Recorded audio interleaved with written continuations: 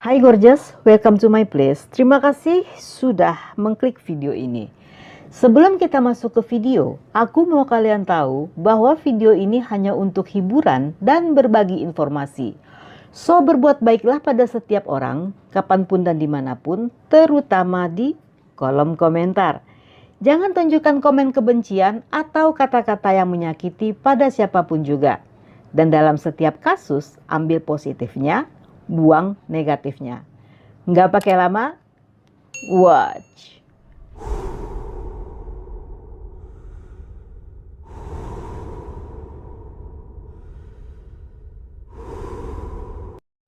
Kara Kopetsky merupakan putri dari Mike dan Rhonda. Dia memiliki satu orang adik tiri berusia 8 tahun bernama Thomas. Kara digambarkan sebagai gadis yang keren, sedikit nakal namun menyenangkan. Dia memiliki pacar bernama Kyle Rias berusia setahun lebih tua darinya. Hubungan mereka selalu putus sambung selama 9 bulan. Kyle Rias adalah seorang pemuda yang suka bermain musik dan dia bergabung dalam sebuah band hardcore bernama Seraphim. Pada bulan April 2007, Kara kembali memutuskannya. Pada malam tanggal 28 April 2007, saat Kara akan pergi bekerja di Popeyes, Kyle muncul dan memaksa Kara untuk masuk ke mobilnya. Dia berkendara mengelilingi kota sambil membawa sajam besar di tangannya. Namun beberapa saat setelah dia merasa tenang, dia melepaskan Kara untuk turun dari mobil. Kara yang merasa takut melaporkan hal ini pada polisi dan 2 hari kemudian polisi mengeluarkan surat perintah jaga jarak bagi Kyle. Dia dilarang untuk mendekati Kara atau menghubunginya dalam bentuk apapun. 4 hari kemudian di tanggal 4 Mei, Kara sempat terlihat di kamera CCTV sekolahnya. Dia terlihat meninggalkan sekolah pada jam 9 pagi, namun sejak saat itu Kara tidak terlihat lagi. Siang itu, dia bahkan tidak datang bekerja ke Popeyes. Hingga pada jam 5 sore, ibunya melaporkan kehilangannya pada polisi. Semua orang-orang yang mengenalnya mengatakan jika Kara tidak mungkin melarikan diri karena dia sedang tidak bermasalah, tidak sakit, atau tidak ada indikasi lainnya yang akan membuatnya kabur dari rumah. Selain itu dia akan gajian pada tanggal 9 Mei sehingga sangat tidak masuk akal jika dia kabur karena keinginan sendiri. Satu-satunya yang dicurigai adalah Kyle yang saat ditanyai dia mengaku telah melanggar aturan dengan menelpon Kara yang kembali berakhir dengan pertengkaran. Namun dia mengklaim sama sekali tidak terlibat dalam hilangnya Kara.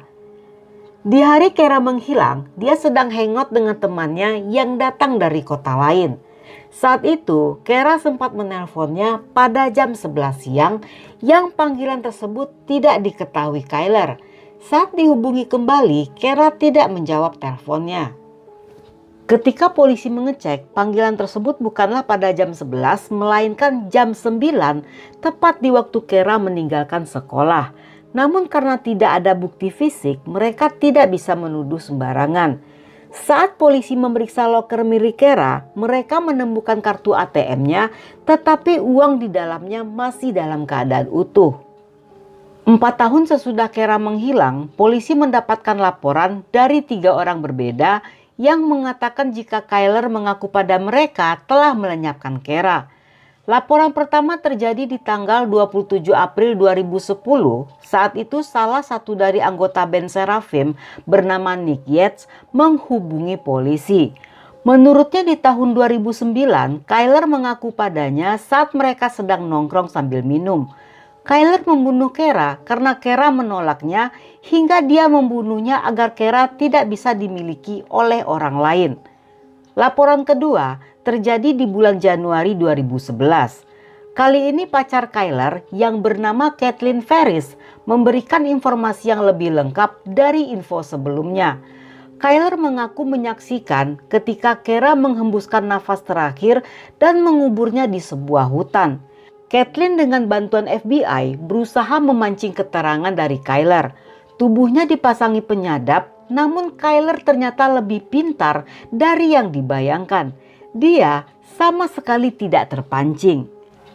Saksi ketiga terjadi di bulan Agustus 2011. Saat itu, Kyler ditangkap setelah ibu pacarnya memanggil polisi ketika anaknya yang bernama Candice Matthew dianiaya oleh Kyler. Dia bahkan membuat simbol pentagram di kening Candice dengan menggunakan sajam. Kyler menyakiti Candice yang sedang hamil sambil mengancam akan melenyapkannya sama seperti ketika dia membunuh Kara. Dia juga menenggelamkan anak kucingnya tepat di hadapan Candice.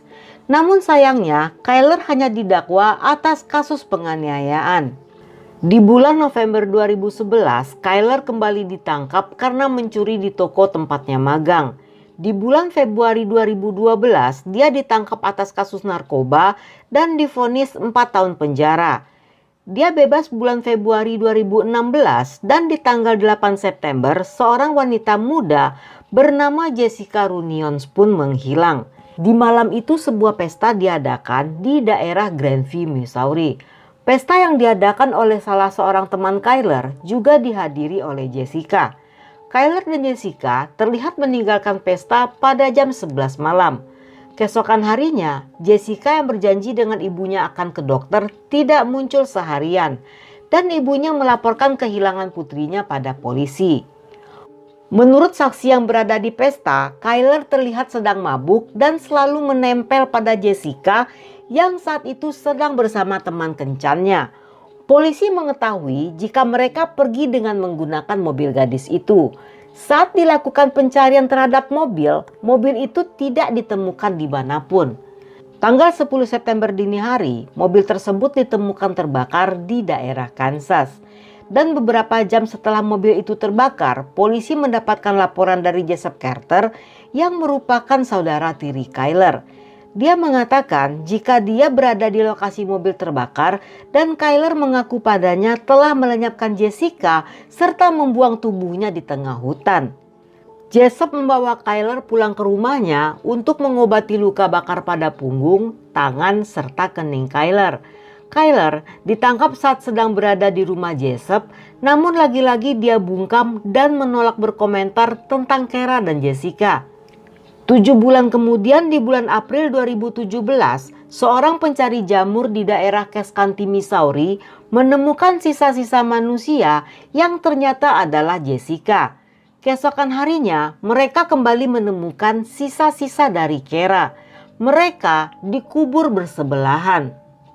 Di bulan Oktober 2017, Kyler didakwa atas 2 pembunuhan. Namun sayangnya, Joseph sebagai saksi utama ditangkap di musim panas 2018 karena membakar rumahnya sendiri. Dan di tanggal 19 September 2008, Joseph ditemukan tewas di selnya. Hal ini membuat sidang Kyler tertunda selama beberapa kali karena saksi penting dalam kasus ini telah meninggal. Dalam sidang yang dimulai bulan April 2021, Kyler menumpahkan semua kesalahan pada Joseph. Dia mengatakan jika Joseph yang telah melenyapkan kedua gadis itu, yang tentu saja semua adalah karangan karena seluruh saksi yang hadir serta semua barang bukti mengarah pada Kyler. Di tanggal 16 April 2021, awalnya juri merekomendasikan hukuman seumur hidup ditambah 15 tahun penjara bagi Kyler. Setelah berunding selama 15 jam, juri memutuskan Kyler divonis hukuman 2 kali penjara selama 15 tahun dengan adanya kesempatan pembebasan bersyarat. Di Missouri, hukuman seumur hidup dibatasi hingga 30 tahun.